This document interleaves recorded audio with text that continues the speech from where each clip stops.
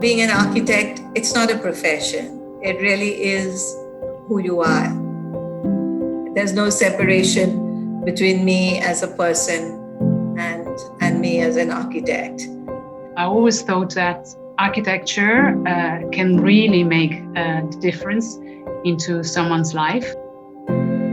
Architecture can be art, but can be functional, so that it can definitely make a change in people when they live inside that. What an incredible field. I mean, it has so many layers. It's cultural, it's technical, it's humanities, it's service, it's creative.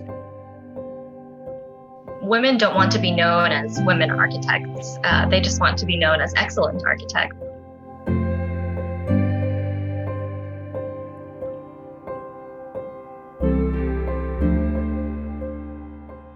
I always sought out my teachers, and specifically my teachers that were women, because they were kind of mother figures for me, for guidance, for academic guidance. That continued all through high school, all through college, through architecture school.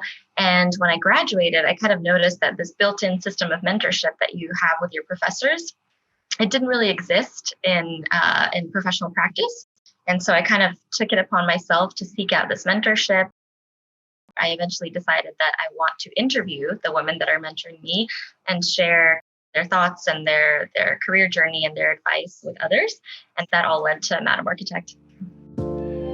People talk about flexibility a lot, and I was really shocked to learn how many women I've spoken to that have their own firms, started their own firms when they were expecting their first child, or when they were kind of thinking about starting a family, or when they were pregnant.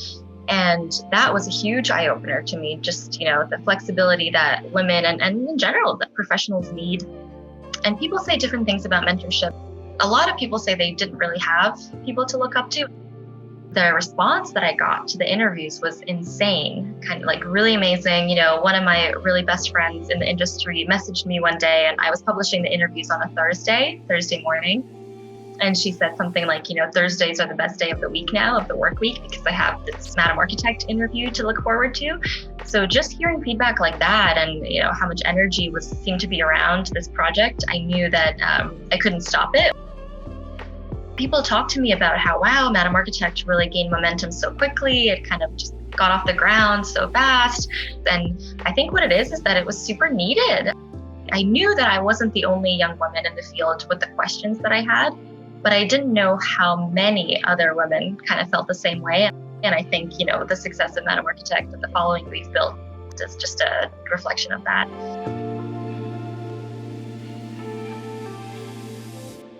I felt that what I was missing in my life and in my job experience was having role models that made me feeling, for sure, more insecure than I should have. The moment I started talking and thinking about architecture done by female architects, it was when I was elected as vice president of the Order of Architects from Bergamo region. That was the first opportunity for me to be in a position, let's say political position, small, and I was asked, what are you going to do for the architects that now are part of this community? The question I asked myself, it was, if I had a daughter, how could she think that she can be an architect if she doesn't see any architects around her? That was a problem for me. And so this was the first time I started thinking and researching on women architects. I really wanted to show as many female architects of excellence as possible. So for me, it was a discovery, and I'm still doing this with Rebel Architect.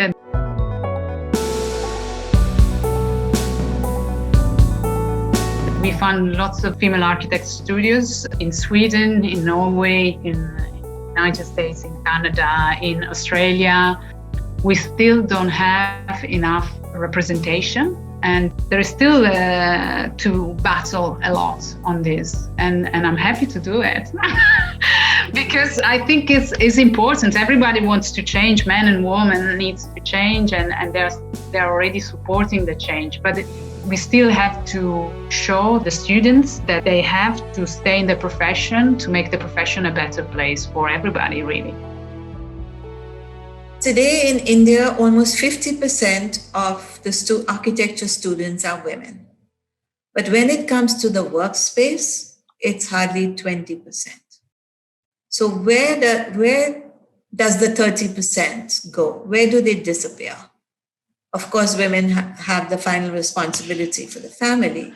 As they say, as long as the woman bears the child, she takes that responsibility. So women have a lot of responsibility here. I grew up in Mumbai, which is a very historic city. It's full of layers and layers of architecture, right from the fishing village that it once was, then through many decades of different rulers, and finally it became a colonial city about 200 years ago. So the architecture also spans all these decades and centuries of different types of work. So the interest came over so many different influences.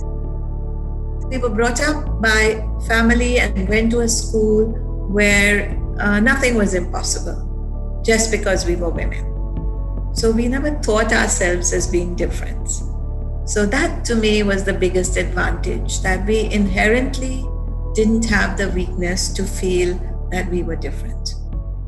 So I actually started with a pro bono project, and luckily some people connected with that pro bono project. They liked what I did and gave me my first project. So it was unusual those days for a young sari-clad woman in her 20s to be actually saying, I'm an architect and I can build. There were very few women who had their own studios. I can't think of any actually at that time. So from 1980 to 1990, I would say it was a lonely decade. But what it did for me was I built and I built and I built. And that's what built up my body of work. It was a slow process. But then I began to wonder about other women. Where are the other women who are doing work in India? Because if I went into a meeting, I was the only woman. If I traveled anywhere, I was the only woman. If it was a conference. So in 1990, I wrote out to some people. I sort of connected and I said, I'm thinking of having a conference where we can show each other's work and support each other. I got absolutely no response. So 10 years later, in 2000, I felt some sort of responsibility and I said, let me try again once more. And I wrote out this time, of course, to many more women. It was amazing, the change that had happened in those 10 years. And we got a phenomenal response. So I chaired a conference called Women in Architecture, 2000 plus. Today we are here to celebrate, and we thank you for joining us in this celebration. It is a celebration of the achievement of women in architecture. It was for women of South Asia, and it was an amazing conference. We celebrated, we shared our work, and till today, I hear about women who come and say that they made friends, they gained confidence from that conference, they connected with each other, they began to freelance when each other needed work. The time was right for the community to start being built up. In 2020, I organized and chaired the Women in Design 2020 plus. And this time it was global. We got women from all over the world. It was astounding. The content was inspiring, but even more than that, the sense of camaraderie and the ability to maintain connection with people. We were together for 3 days and we're still together in some way. So that had a big impact. And I'm happy to tell you that we have now got a website and we've gone online where we want young, creative women who are connected with different aspects of design to send us what we call a manifesto where they talk about the past, their present, and the future as they see design. I'm sure all the architects present here will take forward the issues and ideas discussed during this conference and bring about necessary change. The world is too big for us to change it alone. But if we each bring the change we can bring, then the world will change. Thank you so much. I became interested in architecture, I think, sort of through the side door. I did undergraduate studies in urban affairs. Then I went to London for a period of time to study town and country planning. Then came back to the US and did my master's degree in city planning. And I think because of my training, because of the way I understood the city more from a holistic point of view, not just a technical point of view, I became closer with people in the field of architecture. I came to Madrid right after graduate school, and I thought that I would stay here just a couple years, but now I'm based in Madrid, and I consider it my home. I think I had a very unique experience. I was very fortunate because Spain is a place that appreciates people with different viewpoints, different educations, different backgrounds. And so I didn't have difficulty in that sense being accepted. I happened to be at the right place at the right time and became involved in the academic world. And so since 2015 until now, I'm Dean of IE School of Architecture and Design. I found that it's probably one of the most stimulating environments that I've been in. Those of us who touch the field of architecture know that it's becoming more collaborative, it's becoming wider, broader in the way it relates to other disciplines.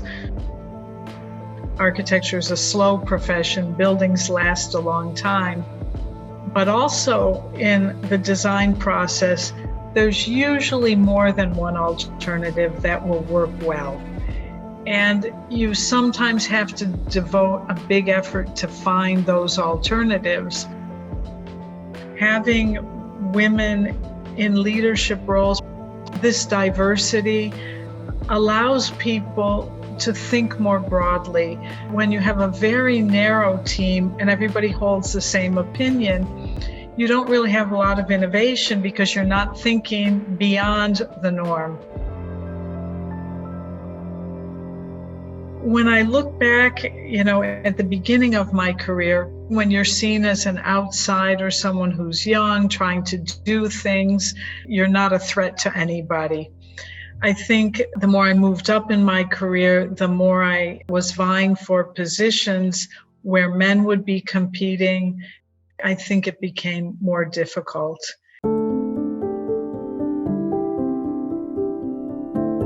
One of the statistics that I've read is that women reach the peak of their career about 10 years later than men. And I do think this is true. In my case, it's not because I had children, because I didn't. I don't have children. But I do think that women often have to prove themselves more. Therefore, this constant striving and saying, yes, I'm good enough to go through this door, open the door, it takes longer for women because we have to push harder against those doors to get them open. We have to change the criteria with which we measure people. If we can't convince our potential clients, if we can't convince society that talent is not gender-based, that talent is something that we all possess and that we can all cultivate, then I think we're going to have this problem of inequality for a long time. I don't know if there is a difference in approaching architecture for men and women. You can say that a female artist is different from a male artist, or if you can create stereotypes. Women have been, in all their life, everywhere in the world, they were very much about caring about their families. And this is something very specific. Because of that, If now the main purpose of architecture is to care about people and cities, obviously I would say to you, women architects, women professionals can give a different approach because they experience care in their own life. So it really depends on the human being themselves. What are their sensibilities? What do they bring to the building? I believe that each person has special something to contribute. And it's not that all women think alike or behave alike. But I do believe in the planning aspect sometimes. Women might be more aware of the relationship of how people use certain spaces, particularly in residential areas or in some commercial areas or in hospitals, some sort of empathy and sympathy to understand that relationship. Women and men are different. They are different. That doesn't mean that they shouldn't have the same opportunity or the same chances or be able to make the same choices, but I think they still are different in some way. But both genders exist in the world, right? The world is pretty much 50-50. And so how can we as architects be designing for the world and not incorporate both perspectives equally? Like, that's kind of insane. We all occupy this world together.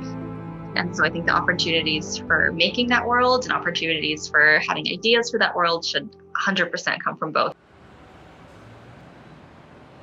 For women to take their place in architecture, men will have to give up power. They will have to give up power. The structures that exist will have to change. We can't have the old boys network making decisions. We can't have things the way they are. The only thing is that it's not just a loss, because the great gain is this freedom to do more things, this freedom to be more things. I think if our goal in society is that people from diverse backgrounds, diverse outlooks, whatever the gender may be or orientation may be, that they can aspire to whatever choice they choose, that to me is the goal. I think that architecture should be a better place as a start. At the same time, I'm seeing this amazing change of architecture that is not just building the highest skyscraper or the greener skyscraper, but is more about looking after the fragility of the world at the moment and the real needs of the cities today.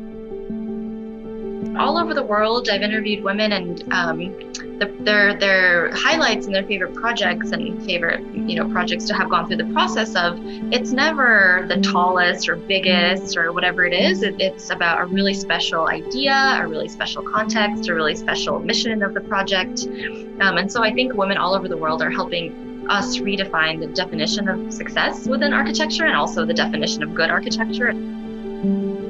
I always share with students when I talk or lecture to them that I believe that an architect's role is that of a guardian. We are the guardians of the built and the unbuilt environment. And that's how we should see ourselves. We have to go beyond buildings. We're not just building a building. We have to study the land. We have to treat the land gently. And we have to raise the spirit of every person who enters the building. There has to be something, not religious, but spiritual, something which can touch each person in a different way.